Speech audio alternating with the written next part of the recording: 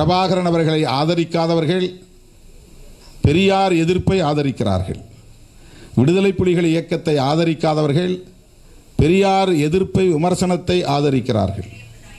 H ராஜா இன்றைக்கு எல்டிடியை ஆதரித்திருக்கிறார், பிரபாகரனை போற்றியிருக்கிறார். குருமூர்த்தி என்றைக்கு ஈழ விடுதலையை ஆதரித்திருக்கிறார், எல்டிடியை ஆதரித்திருக்கிறார்.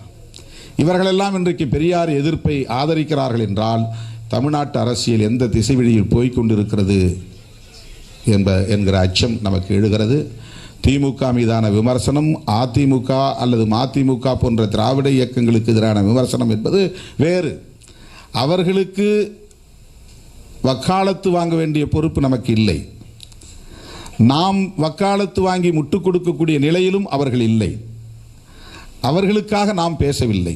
ஆனால் பெரியாரியம் என்பது இந்த தேசத்தின் விடுதலைக்கான ஒரு அரசியல், விளிம்பு நிலை மக்களின் மீட்சிக்கான ஒரு அரசியல், சனாதனத்தை வீழ்த்துவதற்கான ஒரு அரசியல், புத்தர் காலத்திலிருந்து நடைபெற்று கொண்டிருக்கிற யுத்தத்தின் தொடர்ச்சி தான் பெரியார் அரசியல்.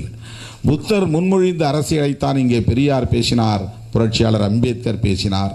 சனாதன எதிர்ப்பு என்பது இந்திய மண்ணில் இன்றைக்கு தமிழ்நாட்டில் மட்டும்தான் உயிர்ப்போடு இருக்கிறது.